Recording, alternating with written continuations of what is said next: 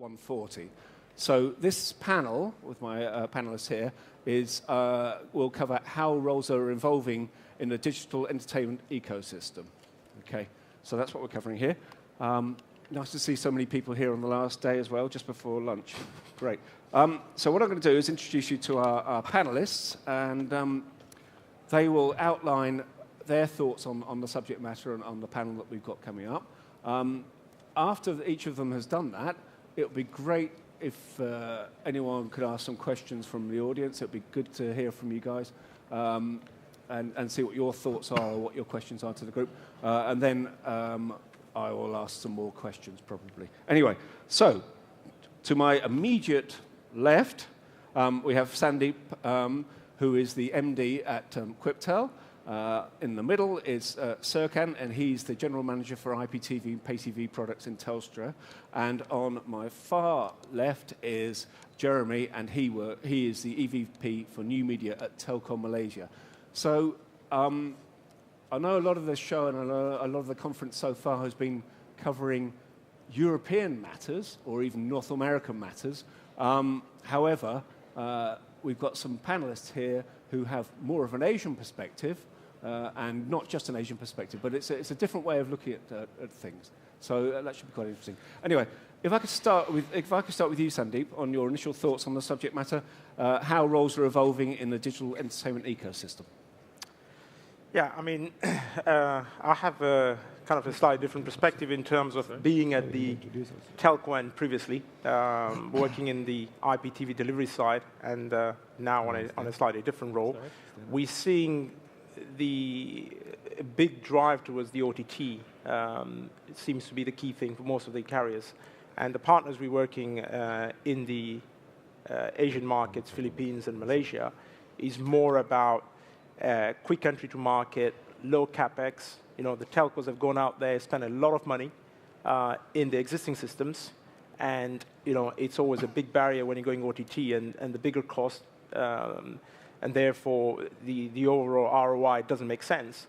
So we are seeing a lot of players saying, how do we get into the market? How do we effectively try market and sell the content and package it correctly and create the right user experience? You know, and that's the kind of trend we are seeing across not just Asia, but even in the African markets. Okay, and Serkan? Absolutely. I have some notes here Great. with me, but I promise you this is a list of things I'm not supposed to say, and not a list of things I should be saying. When you ask the question about how are roles evolving in the digital entertainment ecosystem, I suppose the most important thing to consider is how are consumer habits evolving in the digital entertainment ecosystem. And I look at Australia, for instance. We know that on-demand consumption is rising, but linear consumption isn't dropping. So consumers are just watching a whole lot more content. We know they're watching it on different platforms. We know the types of content that they're watching are changing. We know that their expectations around customer service and seamless fulfillment are getting better as well. So a whole range of different consumer habits. And when I reflect on Telstra, I think the key role that we want to play in the media or digital entertainment ecosystem is that we want to offer the best digital content experiences across platforms, across price points, across screen sizes, so to speak, to cater for all of our customer needs. So that's the first point I'd want to make. The second point I really think is important in considering the digital entertainment ecosystem is that there needs to be a really big focus on market education by operators like Telstra, and I'm sure in Malaysia as well, because there are some very high-profile examples of rapid sort of investment and evolution in digital entertainment technology that have been, high-profile disasters. Yeah, just for people who don't know, the Australian market's really kicked off in the last few months, hasn't it? Serkan, if you could explain what's happened there. Absolutely. It was quite a sleepy market. And we've gone from having one sort of incumbent pay television operator to having one incumbent pay television operator and 4 SVOD services in a market of 23 million. So it's 23 million people. So it's quite competitive at this point in time. But when I talk about market education, there's different rights windows. What's the difference between on-demand and VOD and SVOD? There's all these devices, pucks, dongles, Chromecasts, Apple TVs, native TVs, smart TVs, consoles, Windows phones, Android, iOS. There's accessibility through different platforms. Consumers don't understand this, and we can't expect them to understand this.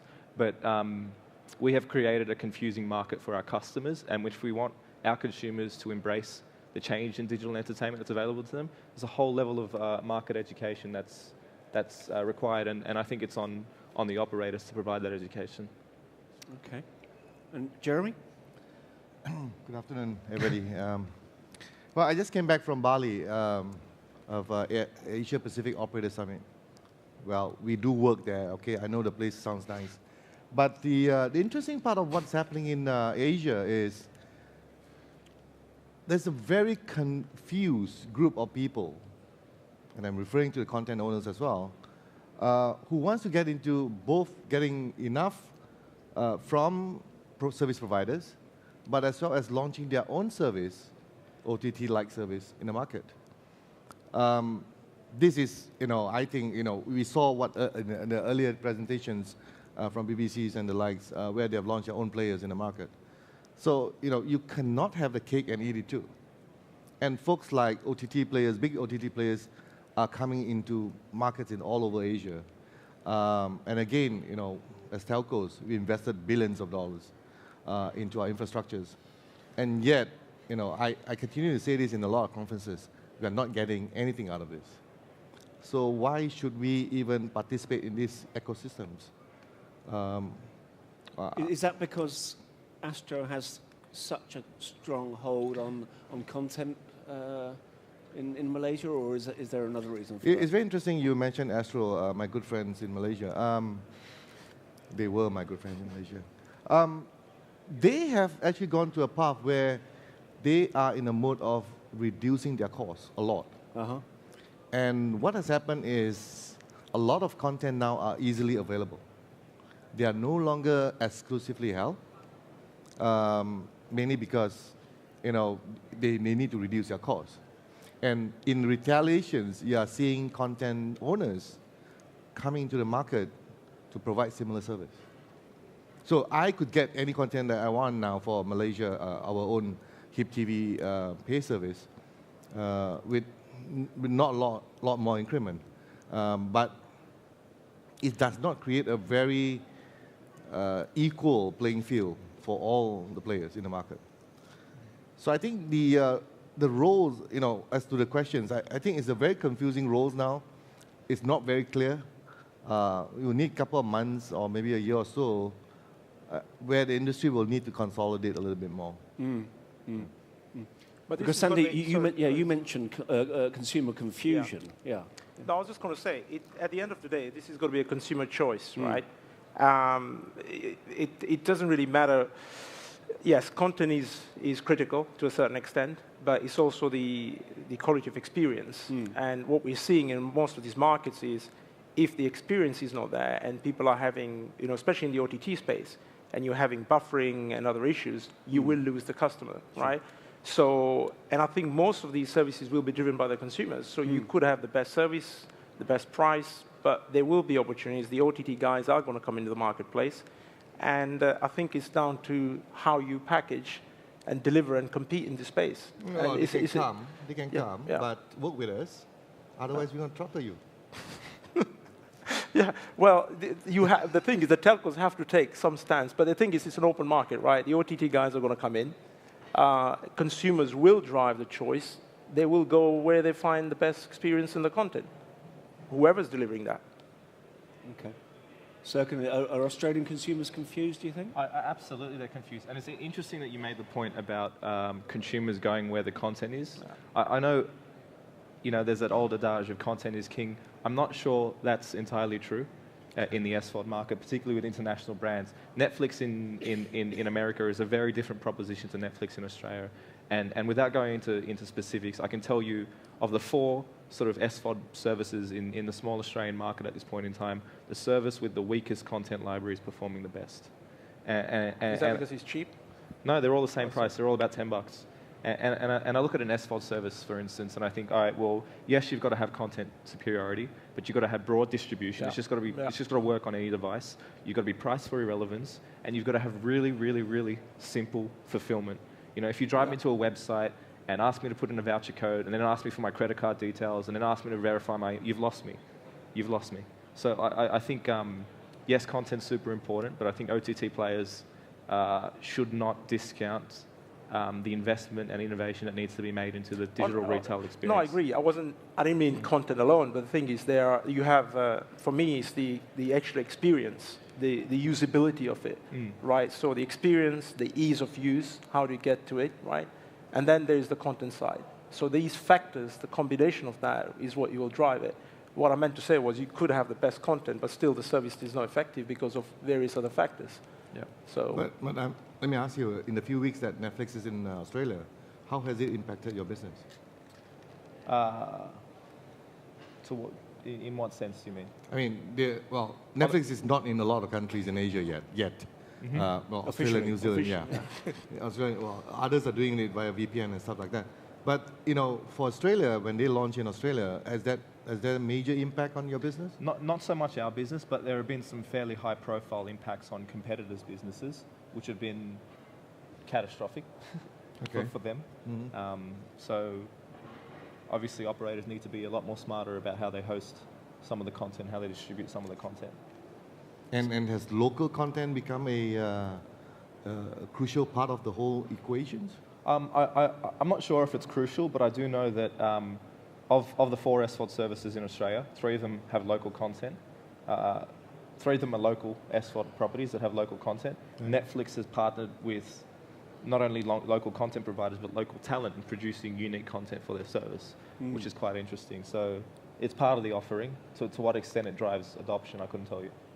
Well, it's interesting because Netflix is not in Malaysia yet. Maybe because they said they're going to launch in 200 countries by the end of next year. So Yeah, presumably Malaysia is fairly high up the list. Well, I think they don't know where Malaysia is. That's why they're not in Malaysia. But we do see quite a bit of local OTT players. Yeah. Because the masses, the major markets in Malaysia is catering to the masses. Mainly we call it Malay content. And you need to have those local content in order to penetrate into the mass market. Okay. And a service like Netflix is mostly English, English-related content. And it will take a while for them to come into Malaysia. But, we do have local players, and they are making inroads. yeah. So a question I have for you is, I read an article today, actually, and I get that every Asian market is so unique and different consumer demands, but if you look at China, the 3rd highest grossing movie is Avatar, the 2nd highest grossing movie is the latest Transformers, and the highest grossing movie, as at, I think yesterday, was Fast and Furious 7. So these are all Hollywood movies. Do you see that similar trend in Malaysia? Is that appetite for foreign content as high in Malaysia as it is in China? Interesting you mentioned Fast and Furious 7. It was the highest ever gross movies ever in Malaysian history, cinema. Maybe because, Paul was good looking and all. But I think it created quite a marketing blaze in Malaysia that people actually watch 2-3 times of the same movie. And but local content still command the attentions of the public. Okay. Have you been to a Malaysian cinema before? It's a very different experience. It's a first-class experience.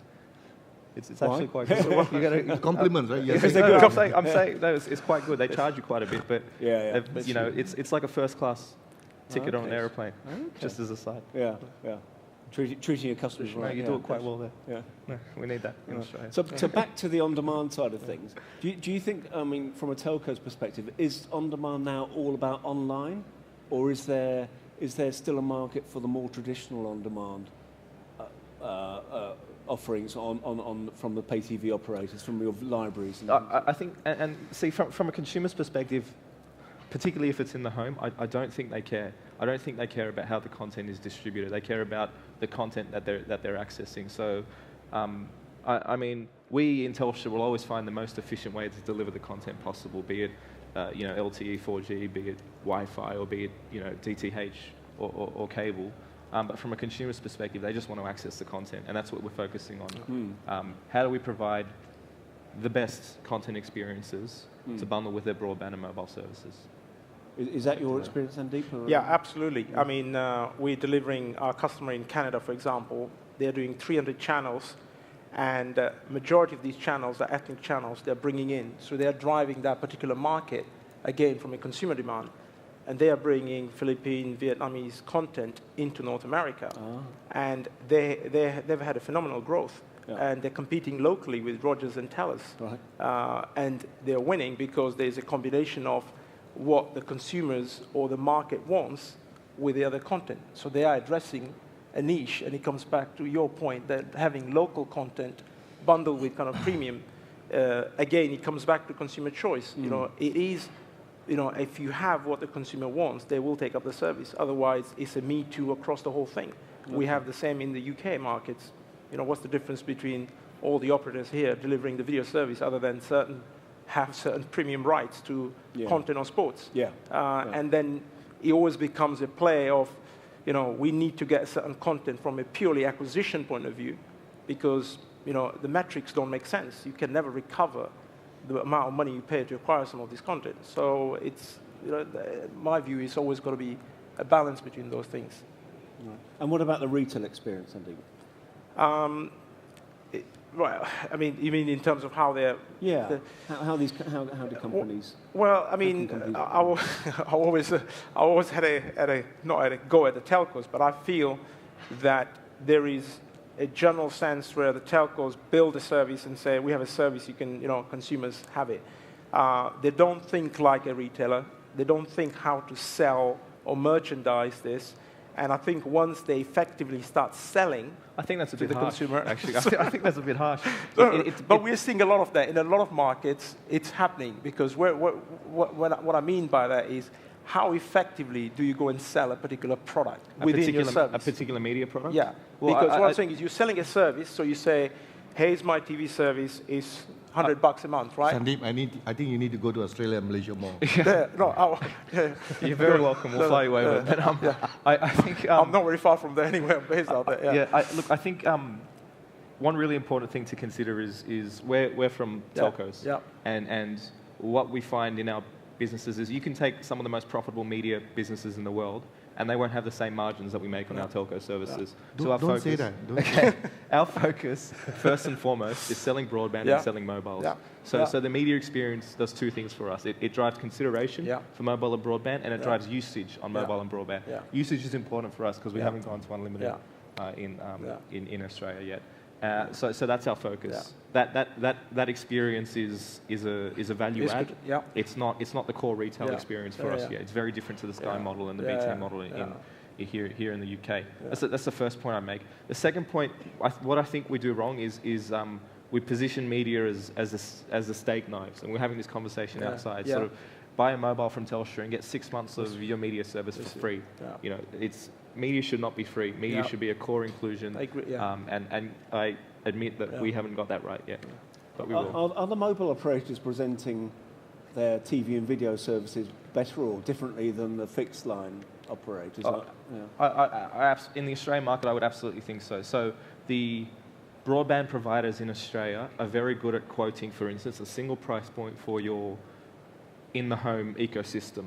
But when it comes to mobile, it's very much buy a mobile with us, here's your minutes, here's your data, here's your text, and here's your 6 months of your media experience, which is, and after that, you know, you've got to start paying, and you have a carrier bill, but you also have a credit card bill, and it's convoluted, it's confusing, and it's not a good retail experience, as you said. And I guess in Malaysia, it's the mobile guys really haven't gotten into the multimedia space yet. They're still enjoying a very good margin. I mean, you're still looking at 50% margin in a telco business, mobile business in Malaysia. Unlike many other markets where it gone down quite a bit. We have also worked with mobile players in the market where we bundle our content services together with them. So it's not just within our own Telecom Malaysia customers, but we are also working with other mobile players in the market so that we can offer the same service. Now again, I think basically what Telstra and Telecom Malaysia is doing is very similar. We want to have platforms, all sorts of platforms, all kind of connectivity available to customers, and it's up to them to choose and the kind of content they want to watch as well. Yeah, and a very good example of that take Telstra as a very specific example. Take the mobile space. We have our own AFL. You don't know what AFL is, Australian Football OTT app. We have our own rugby OTT app. We have our own SVOD service, but we also offer competitor SVOD services. We also offer partner sort of music subscription services. So we offer our own sort of OTT apps, but we're very interested in providing the most compelling content. If that means accessing and providing platforms and services that aren't ours, we do that as well. Okay. And this is where we have invested into local content production. You're producing drama series, you're producing movies, game shows, reality shows, and again, to enhance our offering in the market, where we feel local content is going to make a difference to the market. So but that's exclusive content to your service, is it? Correct. Okay. Not with a partnership with a local terrestrial player, or?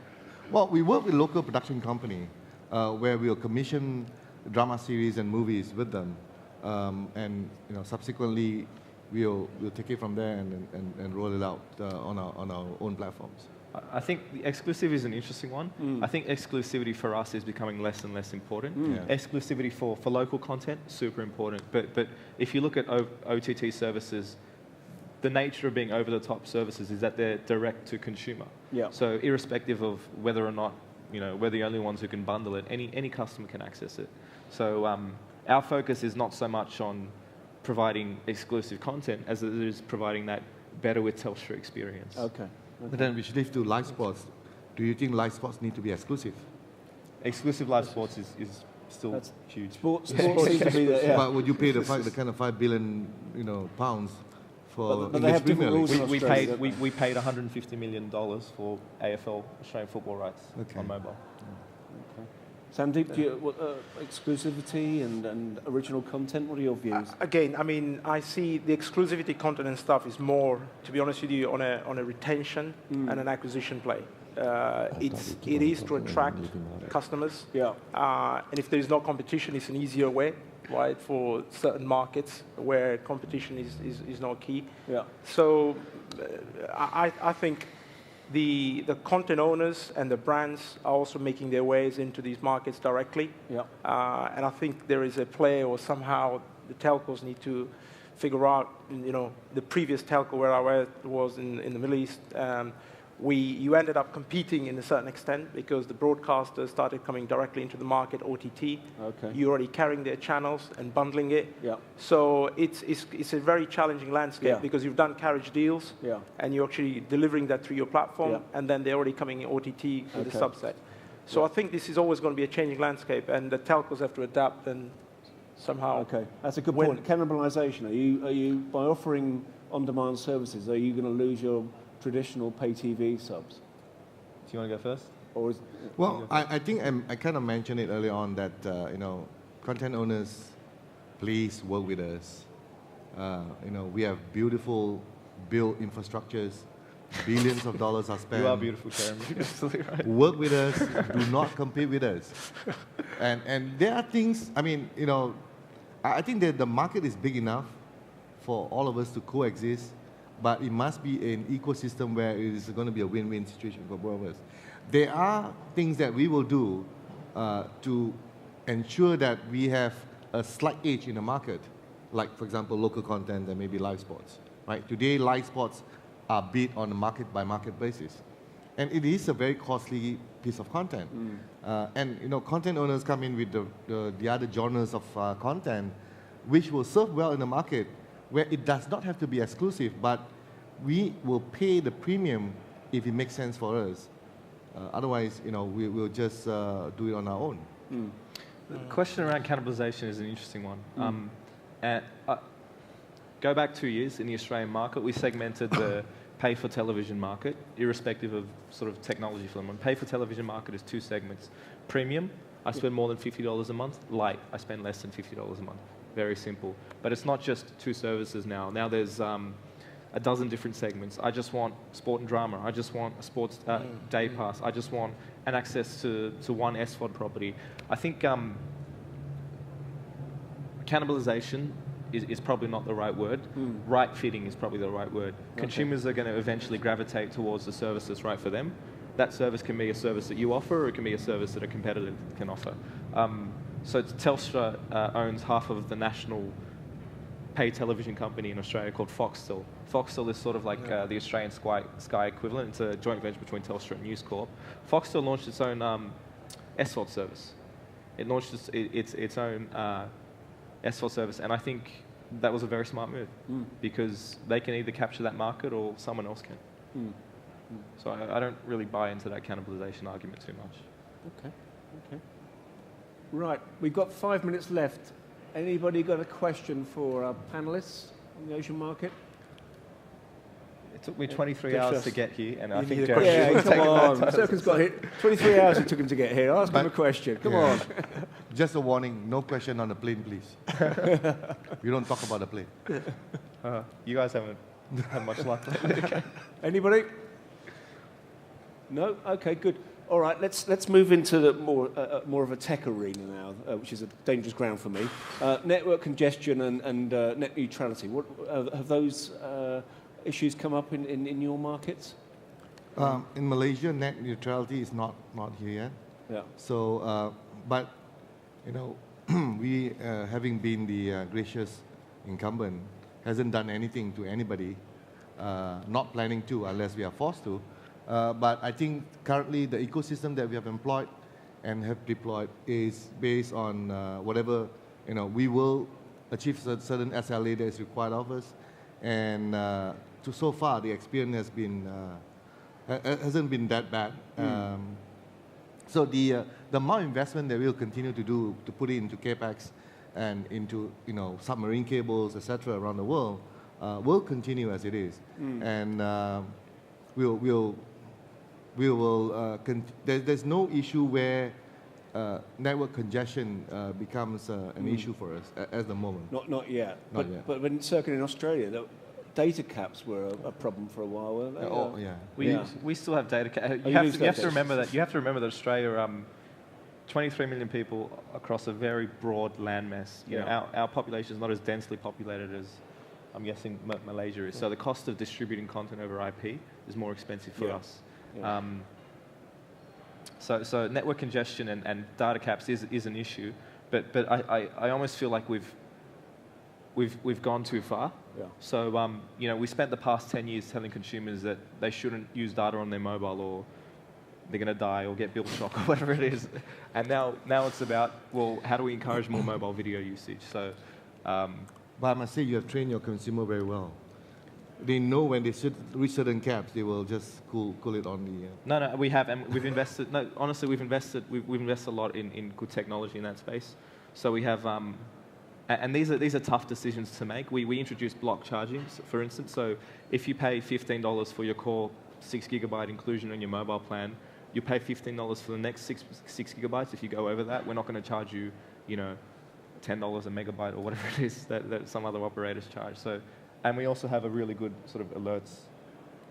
But I think, talking about back to network congestion, the amount of video that's been watched over the network today as compared to 5 years ago even, is just humongous. Yeah. So we think by 2020, 80% of all mobile traffic in Australia will be video-based. Did you say 80? 80%. Wow. And it's happening today. It's just not paid for content. If you look at the most watched video experiences in mobile today, at least in Australia, and even related to your own consumer experience, it's YouTube and it's Facebook video. Short clips, yeah.